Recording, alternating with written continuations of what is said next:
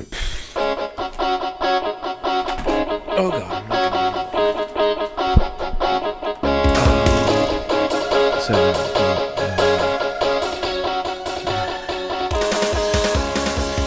14 and 15. And welcome back to the Nub. I'm the Merce. It's me, Felton. And the bald-bearded bard. And I think that Felton is in the middle of some kind of war with his dogs again. It sounds like they're fighting him in his room right now. No, I was just trying to sit back down, and they didn't want me to. They're like, F that, you don't get a seat. What do you think, this is your house? You live with me. So we've been on a bit of a hiatus. This COVID thing is really messing with at least, I know, two of us, because we both have the quote-unquote essential jobs. So I know that I've been working probably more than I normally would, and the same with Mr. Felton there. Mm-hmm. But we are still alive, and we are getting by. So we were like, oh, let's get together and do some podcasting. So how have you guys been doing with this COVID so far? I've been doing all right. I mean, I'm one of those non-essential expendables. Yeah. Nice.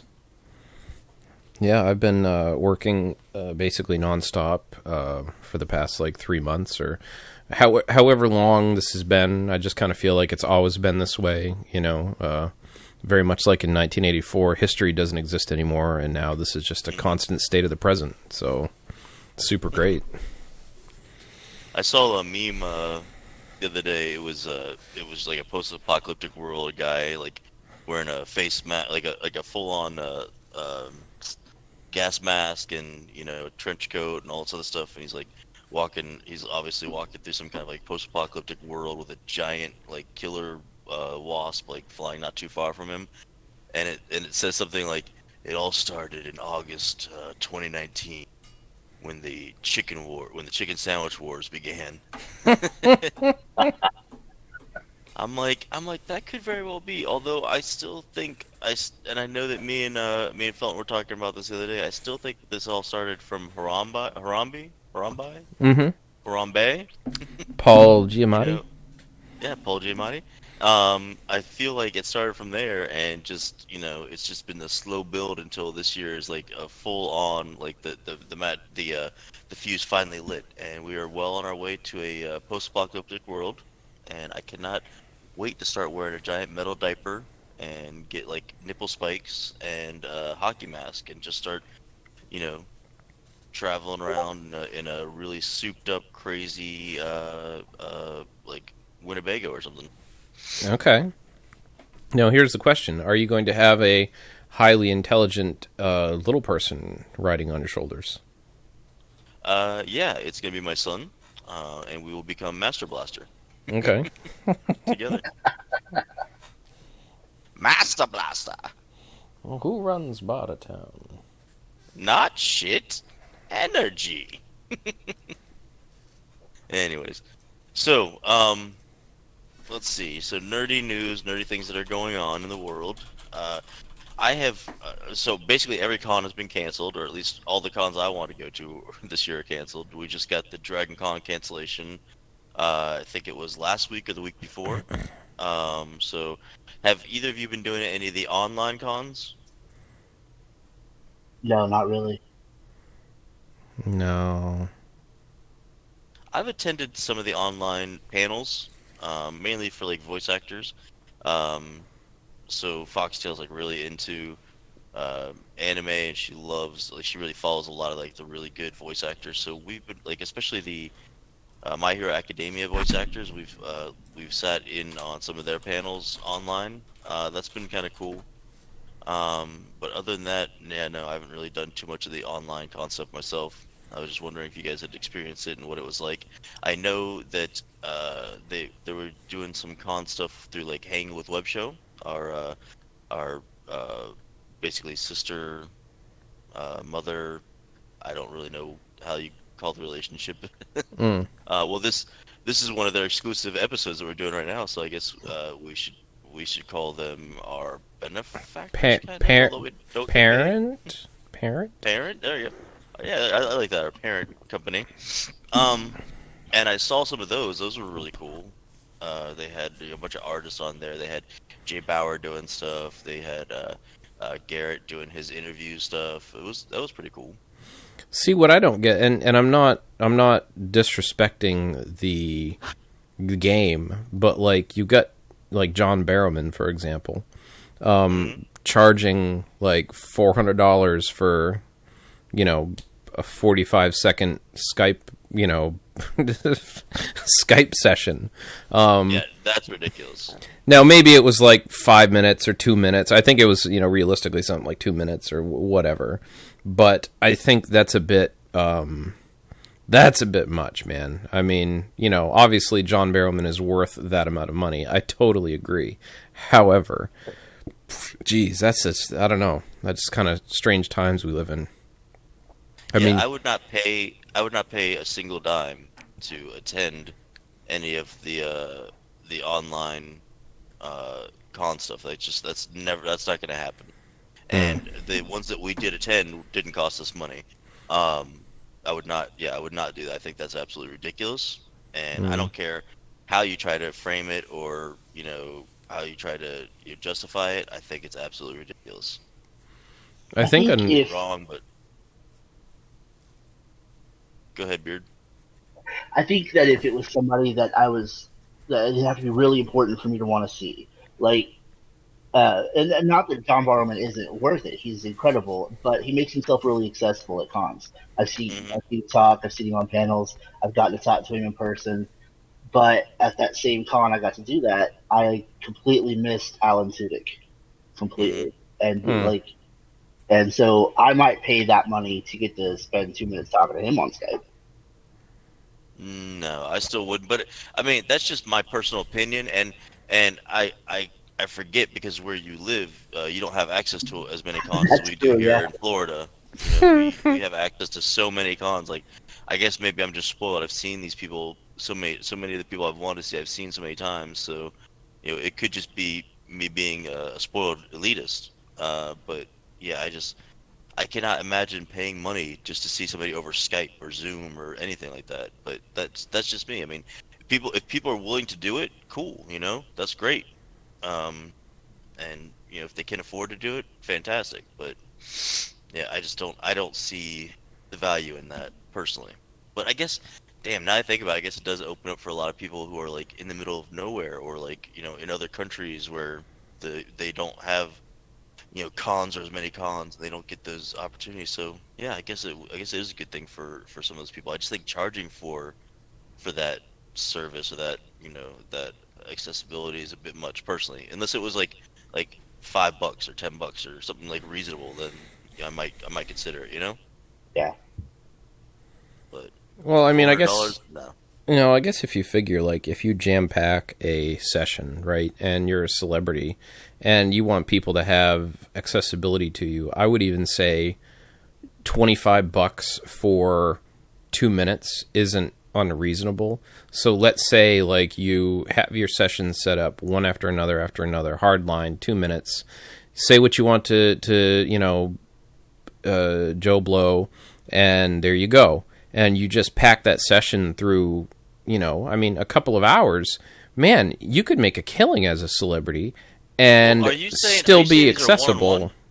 Yeah, these are one-on-one sessions, yeah. Oh, okay, that's a totally different story. I'm sorry. I'm just thinking, because all the ones I've seen have been, like, all of us, you know, watching, you know, one panel that's broadcast. You know, you had to, like, put a code in or whatever, but it's broadcast to however many people that put that code in. Yeah, no, so what he's doing one-on-one. And this is what I'm saying, like, yes, it's a lot of money, but what is John Barrowman's going rate, you know?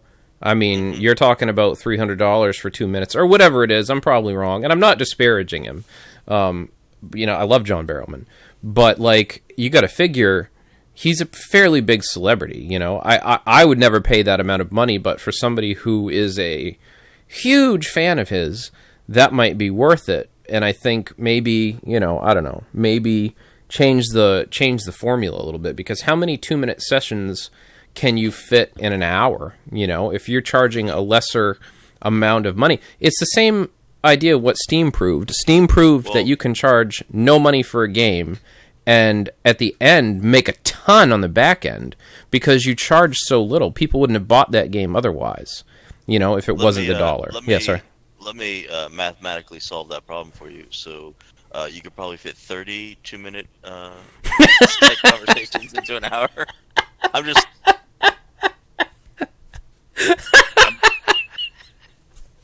just want to, I know that was a conundrum, so...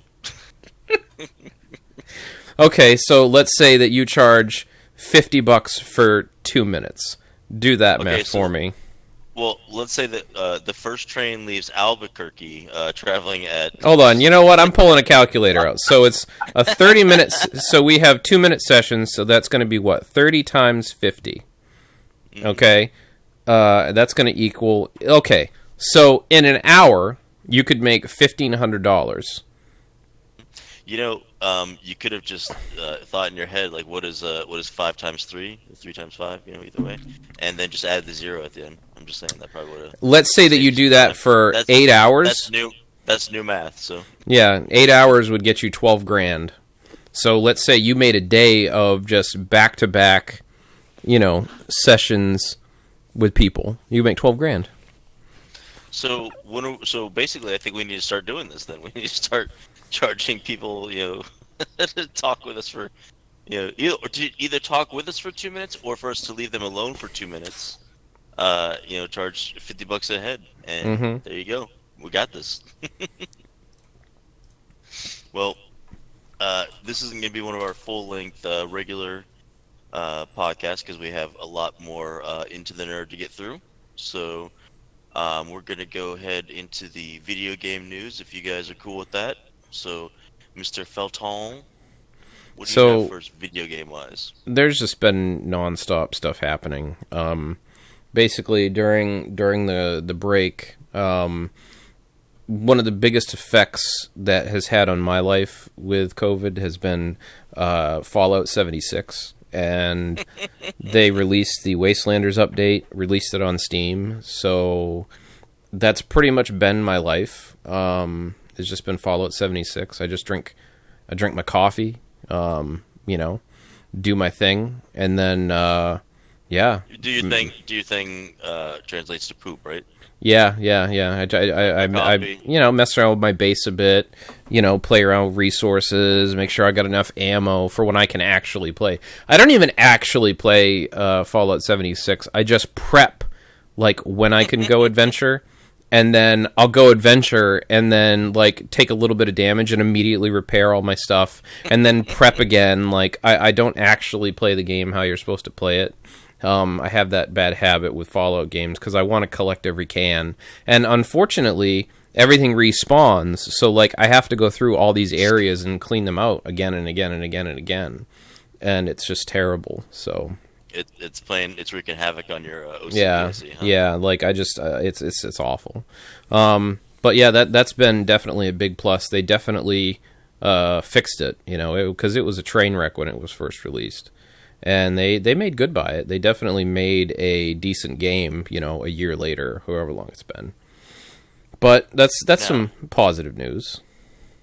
Now, for those of us that own and play Switch, like, things have been going crazy with that. There's been unbelievable sales.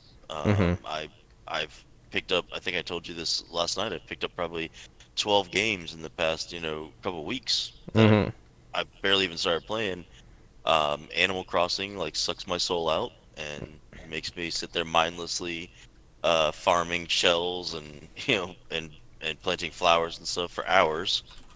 So yeah, like, video gaming in general right now is where it's at with this whole COVID thing, and it's like I think that the Nintendo Switch especially has really stepped up to the plate to help out those of us who are, not running the best rigs and stuff as far as computers concerned. And then Foxtail got us into the VR world with the PlayStation 4 VR. So now, I constantly scare myself by standing on ledges and and try to convince myself that if I step off this ledge I won't die.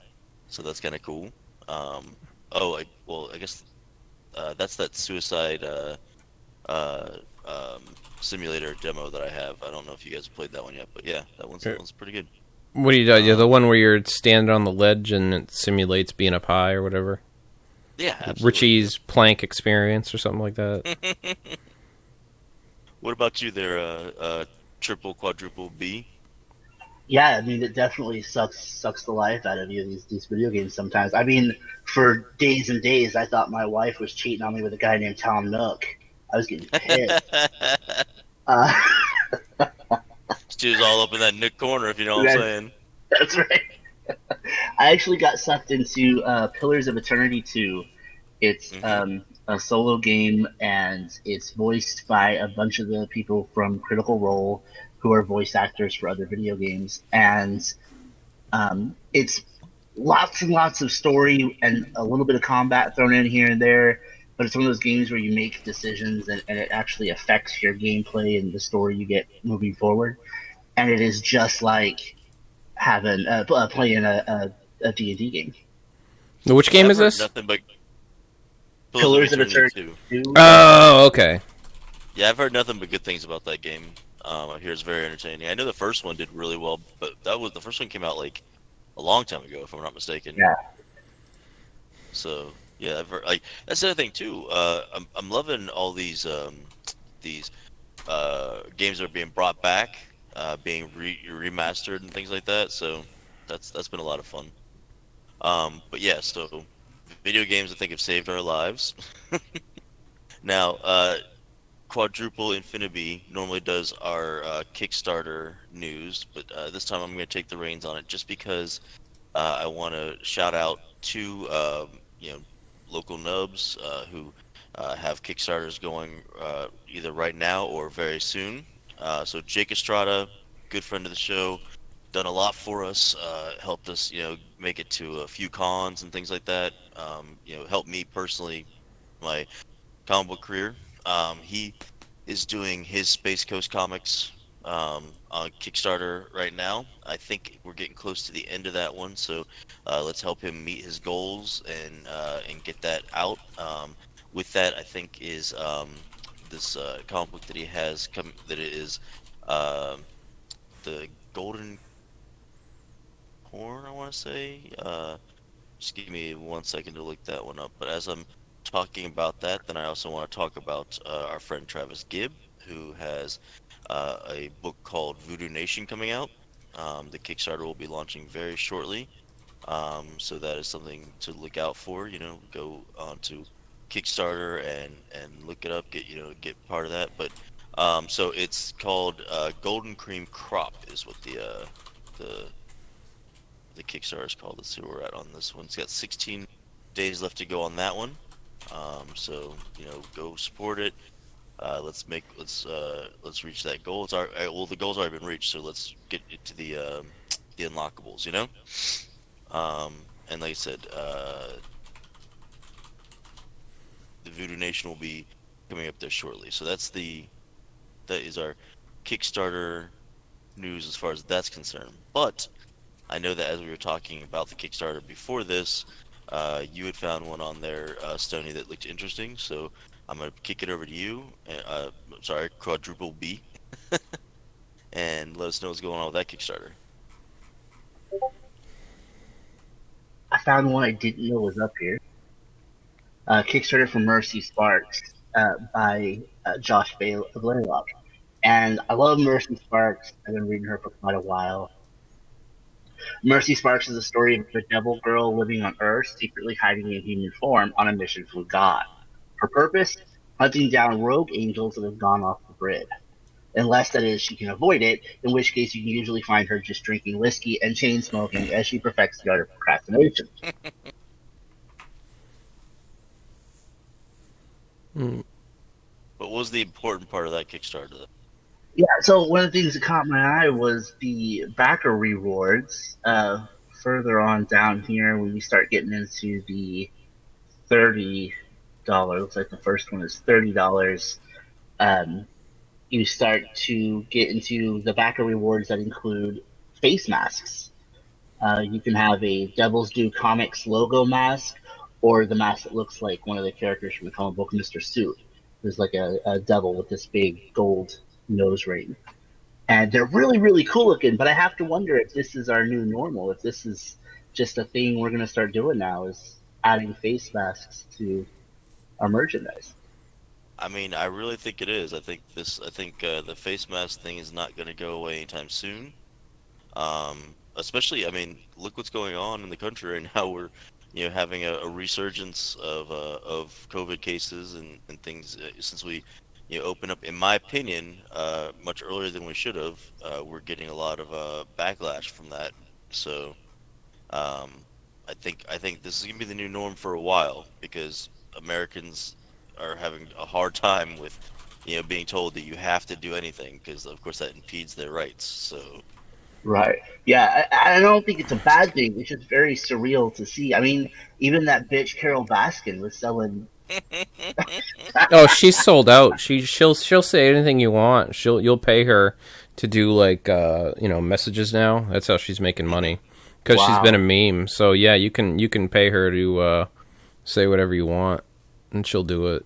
So what I'm interested right now is I'm looking at the Mercy Sparks cover where she's wearing like the cool tore up pants and the jean jacket, and I'm like, man, I can't wait till people cosplay that. Right?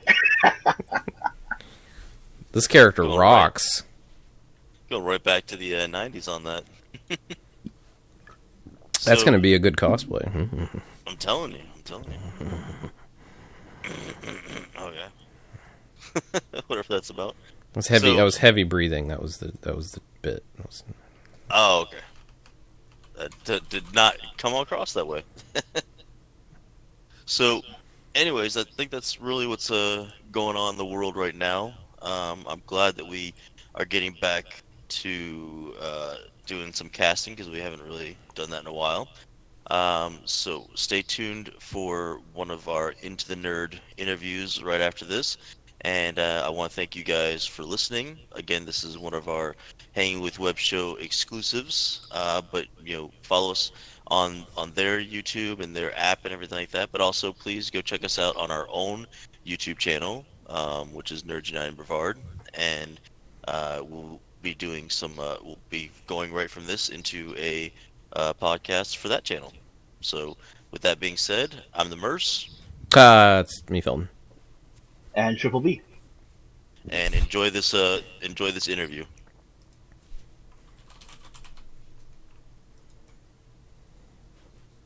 Ready? And welcome back to the Nub Podcast. I've got one of my favorite cosplayers here, Brad Bradley. This gentleman actually was one of our judges for our cosplay contest in the very first Nerds United Brevard meetup. So, Brad, how you doing? Hey, doing pretty good, man. Thanks for having me on. Yep. Yeah. Now, first of all, I love how versatile you are with your cosplays. I don't think any two cosplays are the same, and I could be wrong, but I don't think I've seen you repeat anything as far as like you have a pirate one, you have your orc one, you have your Dragon Ball Z one that you're wearing right now. Right. Yep. Yeah, no, I try to be unique for each genre. I have Your its steampunk own. one as well. Yeah. Yeah, the steampunk. Yep. And you're also a big contributor to the cosplay community. You have the Facebook page. Space Coast Cosplay and Props on Facebook. Mm-hmm. Just like a big meeting place, we had 3,000 some plus people from all over the world. And you do a great job of like really spotlighting all those cosplayers. Spotlighting and supporting and keeping it positive, no negativity, and yep, that's what it's all about. Trying to build the hobby. Yeah, no body shaming, nothing like that. No, so, absolutely not. Yeah. So what got you into cosplay in the first place? All honesty, one of my children was a little shy, had some medical issues and stuff when he was young. Mm-hmm. I got him into cosplay Okay. to get him, more associated with people. Mm-hmm. He lost interest, and I'm still here. That's fantastic. That's it. Yep. So how long have you been cosplaying now? About 10 years. 10 years. Wow. Yeah. That's a solid list. Yeah. And now you're becoming associated with a lot of other organizations, like at the Renaissance Fair. I saw that you are now. What is it that you've become part of? Brethren of Space Coast, Mhm. which is an official pirate organization. Members all over the country, but right here locally. They do charitable events and Now, are you attached to any other associations like that as far as cosplaying are concerned? pirating wise, no. Oh, no, I just meant cosplay in general. Yeah, I do a lot with Constantinople, Mhm. who is the medieval aspect behind Brevard Renaissance Fair. Okay. Yeah. All right. And I love seeing you at the Renaissance Fair. I really wish we had more time to talk, but you're too busy Right. pirating and That's just it. entertaining the kids. Yeah, that's it. That's what I like doing is the kids. Yeah. Let me tell you, my favorite still is your. I love your meat grinder cosplay, which is a Fallout kind of Right. character, correct? Yep, Like correct for Zombie Walk. Yep. But my favorite is the orc. I absolutely love your orc. Yeah. The orc You know. cosplay and the fact that you've made the mask so that your beard can actually Who come plays through. into the mask, Yeah. correct? Yeah. That's gotta make it a little more comfortable, I'd imagine Yeah. too. Yeah, you know, I was sitting around with some of the organizers of Brevard Ren Fair last year, and I made the comment, wouldn't it be cool if there were orcs? Mm-hmm. And like everybody in the room looked at me and was like, make one. And that's And how you're- orc came about, yeah. You're like, challenge accepted. Okay, yep, I think I can build that. Well, I gotta say, you are a great and positive part of the Brevard community, not just Thank in you. cosplaying, but Thank you. just in general. You know, I see you at a lot of events. You know, not just cosplay related. I've seen you at book signings. I've seen Right. you, you know, at just all kinds of different things that we do here. Oh, yeah. So I want to thank you for all that. I want to thank you for being on the podcast here. Now, if they want to follow you personally, where can they find you online? They can go online on Facebook, look up Old Guy Cosplay, or just find me straight on the group. Space Coast Cosplay and Props is probably the best. Well, I appreciate you taking the time to talk to us, my man. David, I appreciate it too. And it's good seeing you again. Yep. All right, guys. I think this is our last interview for the Space Coast Con, so I hope you guys have enjoyed these, and if not, who cares?